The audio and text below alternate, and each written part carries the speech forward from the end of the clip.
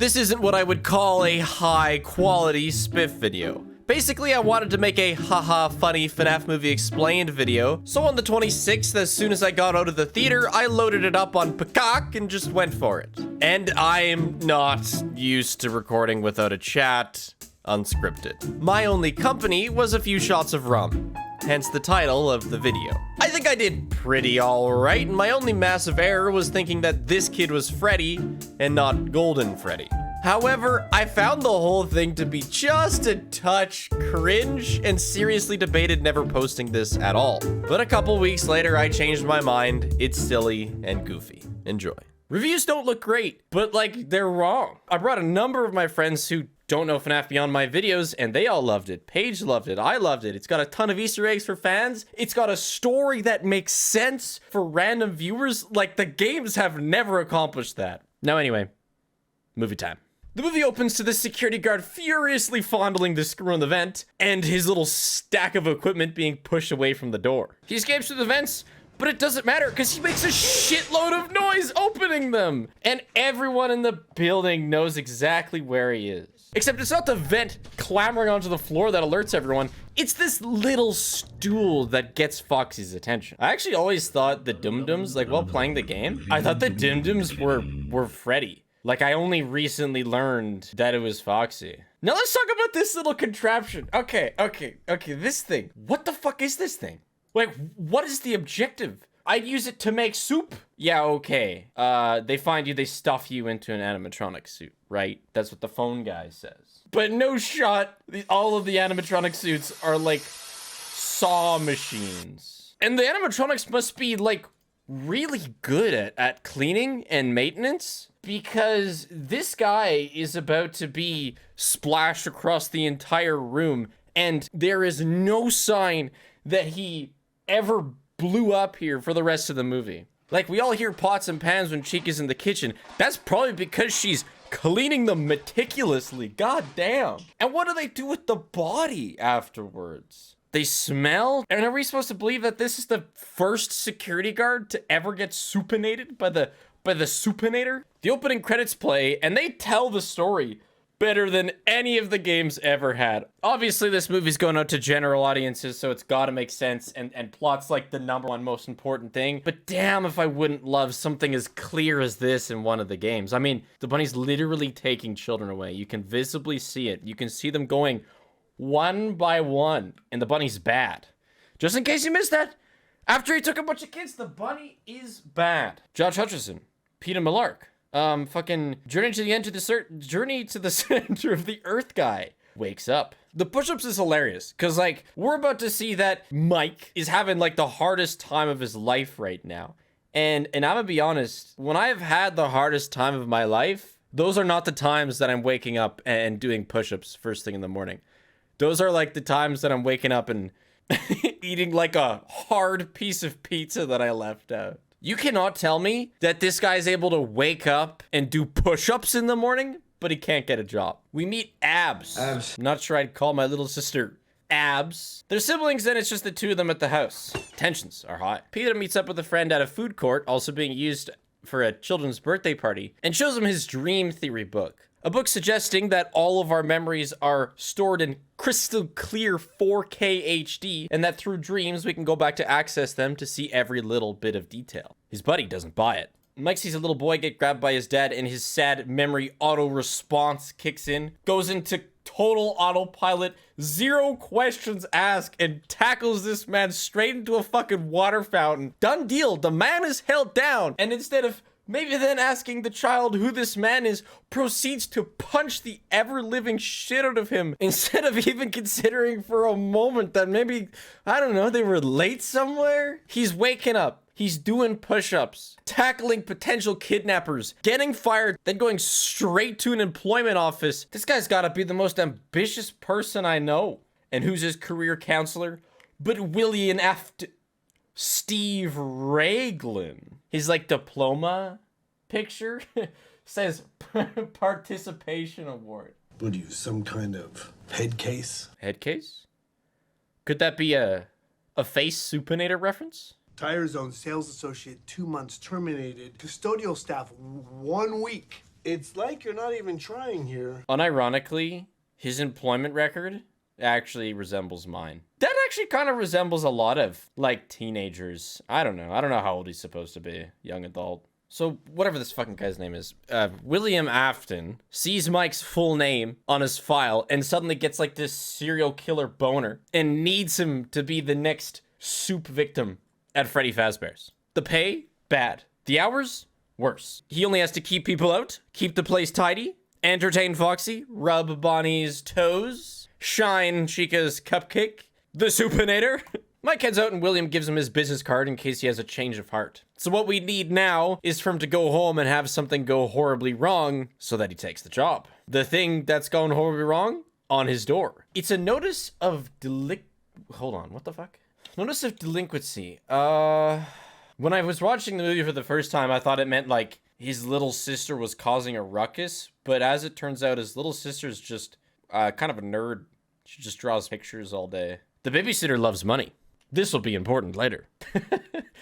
Abs is drawing pictures. This will be important later. Abs has a bunch of make-believe friends that are kids. Very suspicious. My friend says you're an idiot. At least I'm real. Burn. Get burned, Abs. Now we get to find out what these drugs are for. Kind of. It's going to be very cryptic at the start. Nature sounds, and, well, the poster on the ceiling is relevant too, but I don't think it's going to show the poster. Oh, it does. Oh, I'm so good. In his dream, a little boy has an airplane. I kind of sound like described media for the visually impaired. Peter Millark is supposed to watch his little brother, but as he goes to pick up a frisbee, a car that's somehow in the middle of this, like, you know, this is a somewhat dense forest. I guess it's a road heading out, but the car's got his little brother. And as we're about to find out, sweet transition, this is a memory. The man is clearly hooded, impossible to see. There's no license plate, but Mike's little brother got stolen. That explains why he tackled the man into the water fountain. It's all coming together. Look, they used to have a happy family, and then she came in. The second big thing that's going to drive him to, of course, take the 12 to 6 a.m. job is the annoying auntie trying to take his sister for the monthly government check. She's an annoying asshat, but of course, the lawyers wouldn't see it that way. And so we're at a breaking point. Josh Hutcherson must take the night guard job. Also, I love her fucking lawyer. he's hilarious. Okay, so things are probably different wherever this movie is supposed to take place. But at least in Canada, when it comes to, like, these small pens for children, like these little caged in areas, it's like daycare for like 5 and under. It's really weird seeing, like, I don't know how old this girl would be, 8 or 9. It's strange seeing, like, an 8, 9-year-old girl penned into these things that is used to keep toddlers in Canada, you know, out of the kind of main playground. But anyway, the kindergarten teacher explains, fourth grade? Are you in 4th grade when you're 9? The 4th grade teacher explains to him that he's in the center of all her drawings. He must find a way to care for her. How can he possibly find a way to care for her? Oh, yeah. Yeah, the secured job. Yeah, with the animatronics with Booney. Yeah. I didn't actually pay attention to this when watching the movie for the first time, but we're going to find out if this is actually 5 nights. We get some backstory, perfect for those who are somehow wandering into this movie without having any grasp of the games. There's really sweet robots. They can somewhat wander around on their own. Used to be a super pogging off family diner. But then, you know, the IRS came in. The unstoppable laws of nature somehow, completely unrelated to missing kids, shut this thing down. And now the owner just doesn't want people going in. Only at night, by the way. Break-ins only happen at night. So he goes in to make sure nobody comes in. He explains that the electricity is funky, which is a funny way to say that closing doors takes more power than leaving them open. The closest thing to gameplay that the movie has is this breaker, which actually does see some quality gameplay. You know what? The cams are pretty close to. I take it back.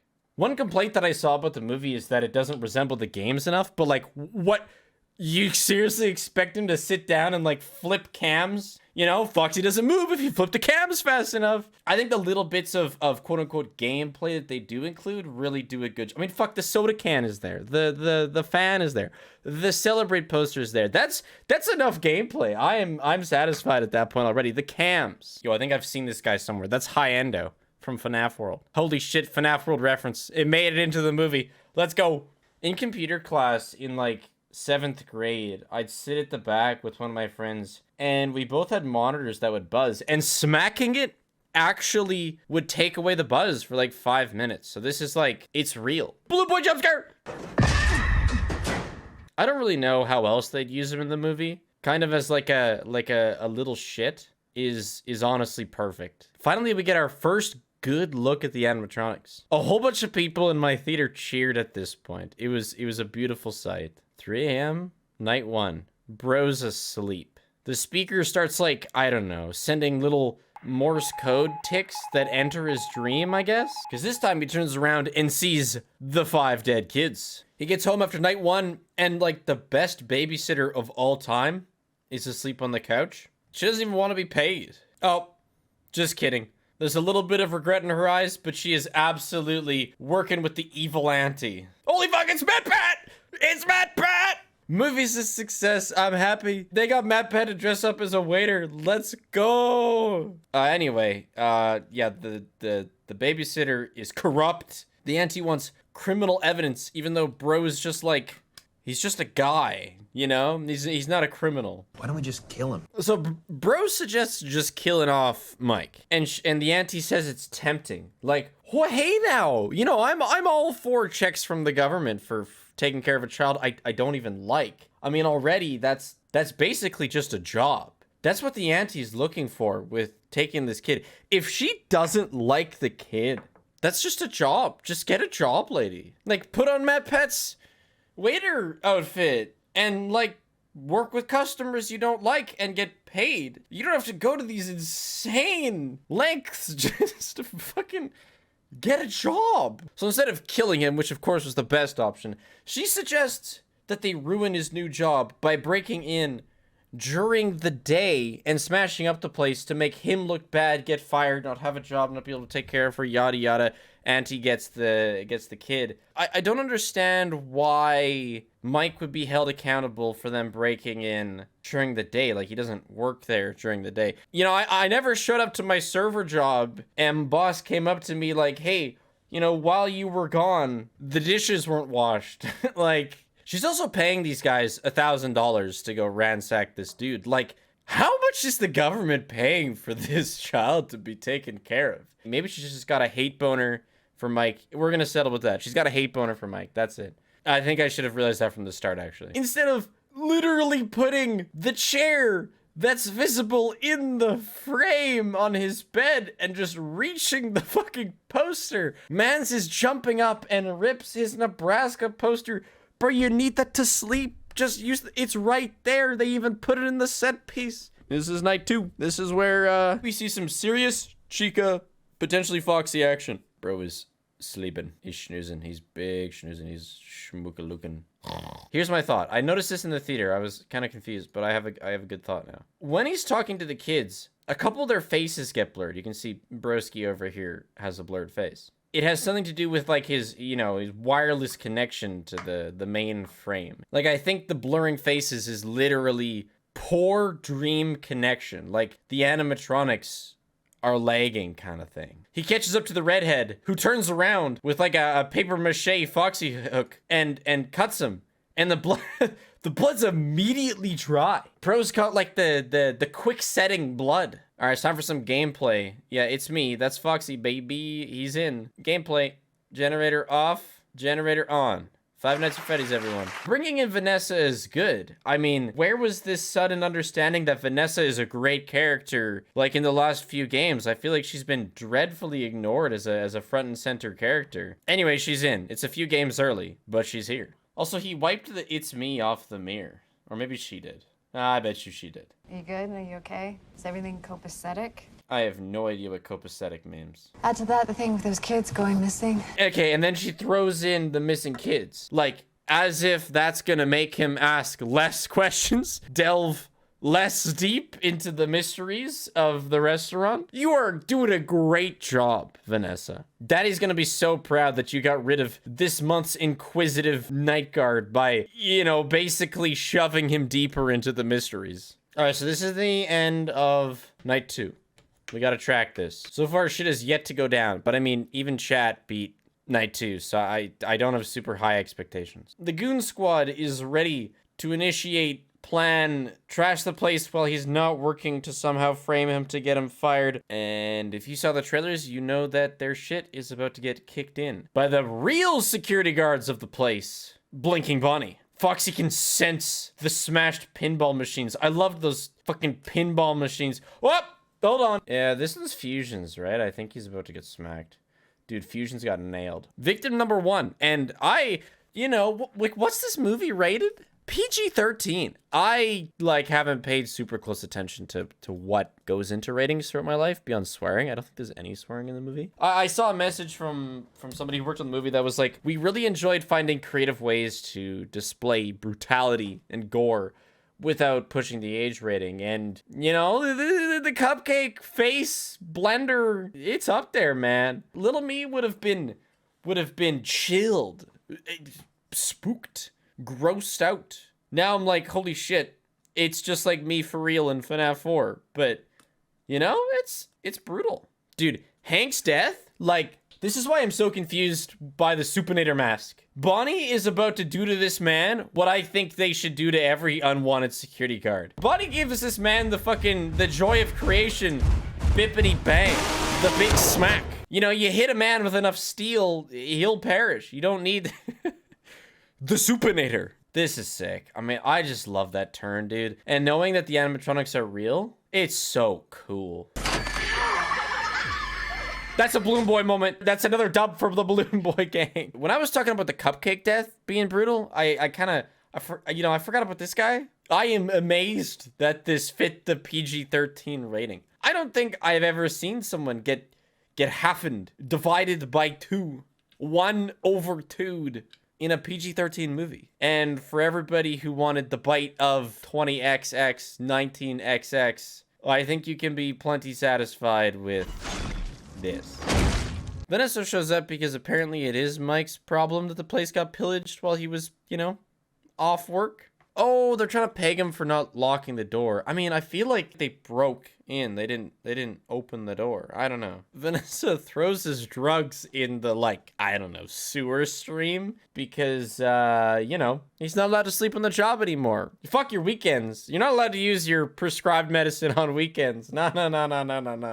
With no babysitters available because, Miss 50%, Mike has no choice but to take Abs to the now pillaged pizzeria. Mike discovers the remnant of Chica's somewhat botched cleanup efforts. I mean, she did a perfect job on that window, dude. I could not do better, and my hands are, I mean, I got 5 fingers. They're built significantly better for that sort of chore. Except she missed, you know, a good portion of it. We get another Balloon Boy. Another little shit jump scare. I think Abs does the best for acting. I think she just does an absolutely stellar job. Claps in chat for Abs. Anyway, we're back in speaker dream insemination. And this time, the kid that is haunting Freddy, I believe that's Freddy. Anyway, he's completely figured it out and automatically assumes that whoever took these kids also took his brother. So he's desperate every night to question them. Night 3.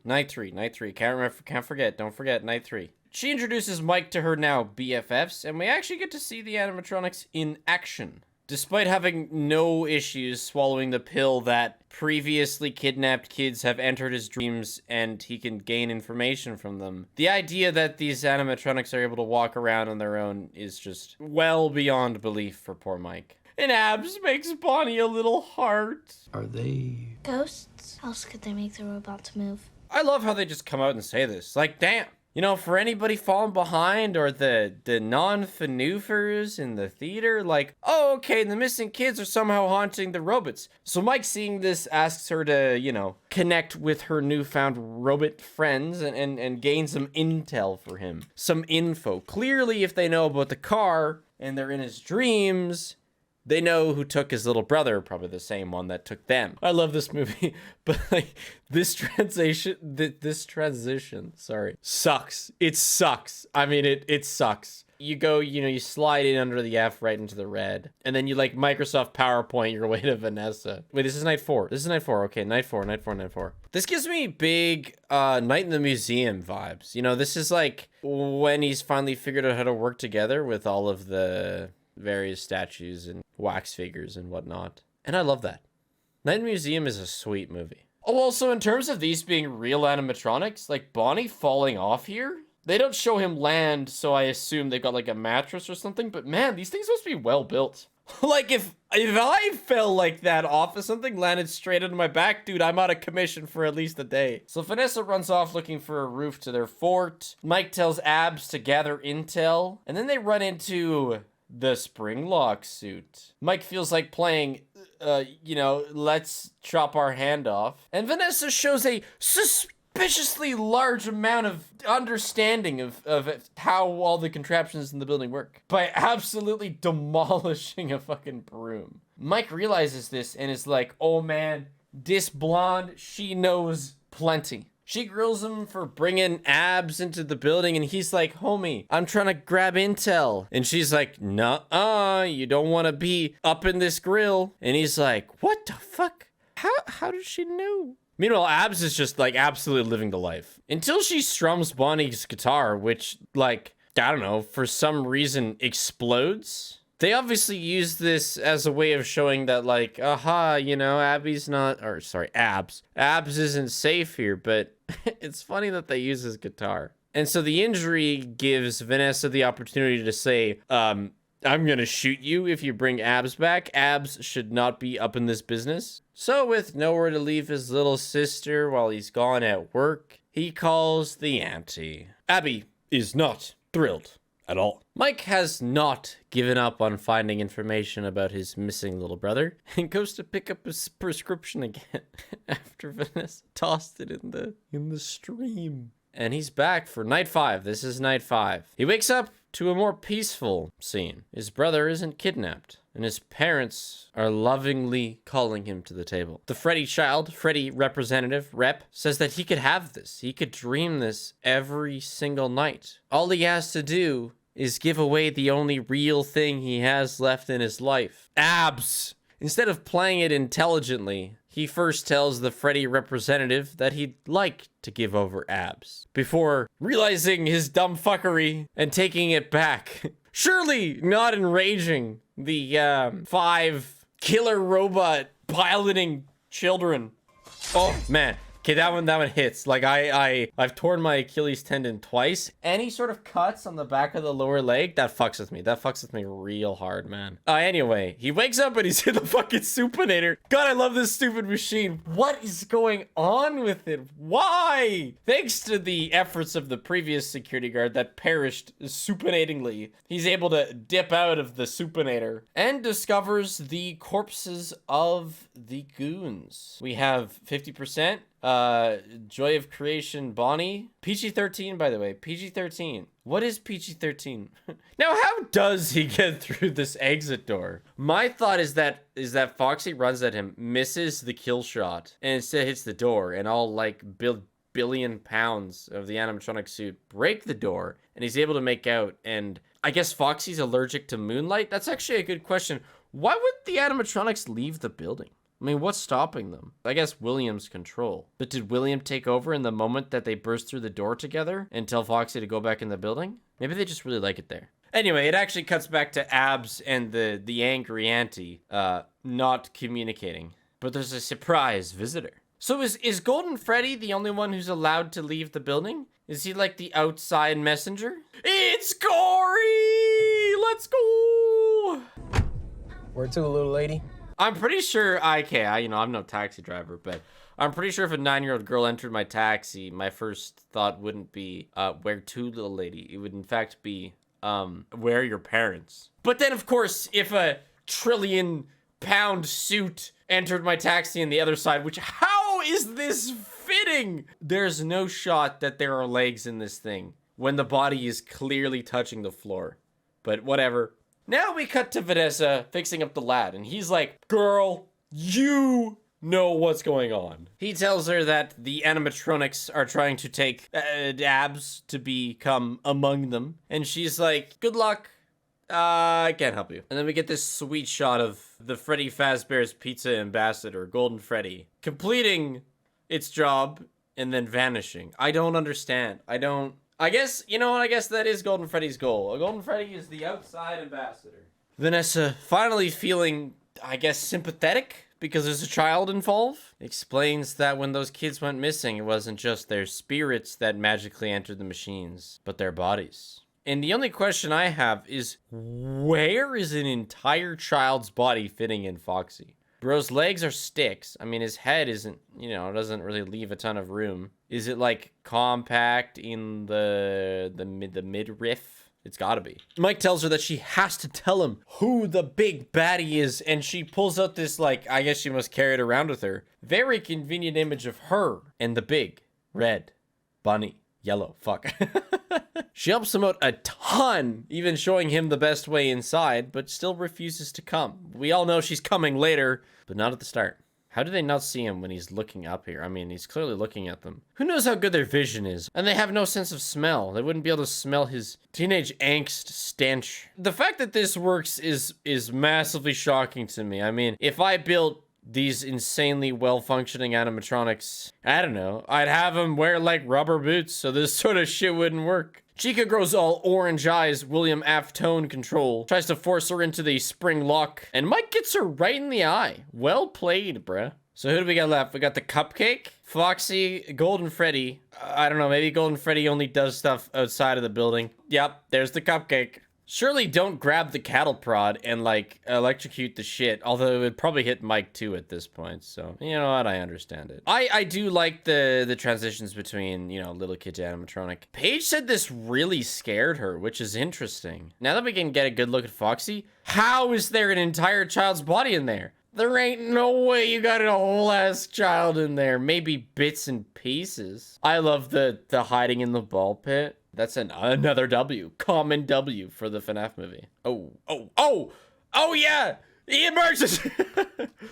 Big Daddy has arrived. I guess Big Daddy was just on standby in case things went wrong, because like Chica was handling the whole Springlock suit child thing perfectly by herself. And he comes out of like this little spot in the corner. I bet you it's his change room. Or it doesn't even look like there's anything over there. He's hiding in the corner for the perfect opportunity. The big bad. The one everyone's been waiting for. It's Shaggy. That, super sick. I don't know if he has like extra power jets in his suit, like a Fallout mech suit, but it's pretty cool. And looky here, non-mind controlled Vanessa has arrived to save the day. Okay, here we go. We got a good shot. Hold on, we got a good look at his body. Where's the dead child's body? It must be in the shorts. That's what the shorts are hiding. A highly compact dead child. Maybe there's some space in his forearms. I don't know, dude. Also, I never noticed how profound of a belly button Foxy has. Could just leave it alone, could you? No, because Vanessa baited me into going to learn more, actually. So, like, what did he do with his... Okay, so William Afton steals his brother, kills him. Then what? I mean, he didn't stuff him into one of the suits. His brother isn't in one of the suits. Where's this guy's brother? Sweet shot. I love big kick shots. That's the good shit. And now we get like a very visual, obvious example of the control that William Afton has on the lads. Despite getting mega zapped, he's able to revitalize them with just some words. It's the Vanny knife! The Vanny knife! Vanny, okay, hold on. Prediction for the next couple movies. Vanny's coming, or Vanessa is gonna Vanny, and Vanny's like... The story that we should have gotten in the games is going to happen in future movies. Mark my words. And I'll try to get an employee of the month picture on the wall. Hey, what do you think those damage spots on William Afton's suit are? Like decay? I mean, not really. I'd like to think that some of the kids had like a flamethrower and damaged him while he was trying to kidnap. I don't fucking know. So somehow she's turned a leaf. I guess it makes sense. I mean, you have a new kid involved and you hit your breaking point, I guess, as an adult. But she's... Whatever spell he had on her, she is overcome. William Afton uses emotional manipulation, trying to convince her that this whole situation is her fault because It's her job to stop the guards from learning more, even though he could have just fired them. Zoom in on this picture. Surely it has no importance. Mike realizes, holy shit, that drawing is inaccurate. It's where the robots are pulling their loyalties from. But that's not really what happened. And so, okay, get this. This is actually a sweet moment. Okay, she's choking him, right? How long does it take to choke someone out? I don't know, 20 seconds, something like that. This little girl fucking speed draws in colors a accurate image of Yellow Rabbit Man being a dickhead. That was like 2.5 seconds max. This little girl has some insane coloring skills because she whipped that shit out in no time. Vanessa gets mega stabbed by the knife that she's going to wield. Just saying, she's gonna wield it. And then Abs exposes the truth. Oh, gameplay. That's generator on, baby. That's gameplay. Wait a second. This man's got a knife. My entire understanding of the world has been flipped upside down. Maybe the animatronics are just misunderstood. What do you think, chat? Look at the nasty things that you have become. Look how small you are. Okay, I actually love that comment. They are massively bigger than they were as kids, and like even bigger than they would be as adults if they'd never died. Yeah, you're small. Yeah, 6'10", towering beast, 600 pounds of muscle. You're small. Take that. The cupcake, honestly, main character, exposes the spring locks, and every FNAF fan suddenly gets what they wanted. The spring lock scene, baby. It's here. Shaggy is getting mega poked. He takes it like a champ, and I think really portrays the William Afton, like, fuck it, I'm getting spring locked? I'll be back, pussies. I am Yellow Rabbit. And here they go red eyes, which is interesting. It's like a new stage of aggression. Dude, Jurassic Park. And they escape the collapsing building, which doesn't actually collapse. Like, only a couple lights fall. I don't know. They make it seem at the end of the movie like the entire thing fell in on itself when it's still very obviously there. We see Abs. She's, like, making friends now.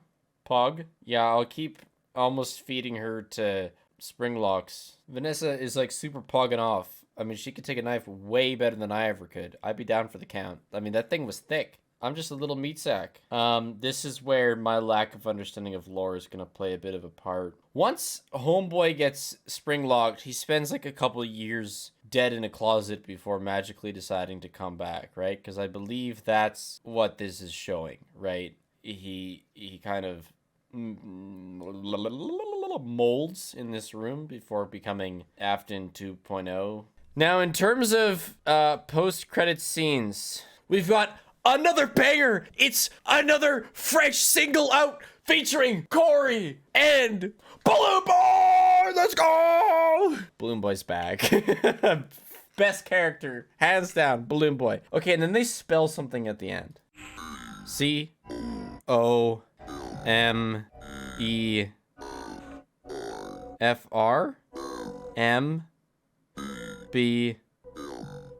COMEFRMBME. Come for real? For sure come though. That's yep.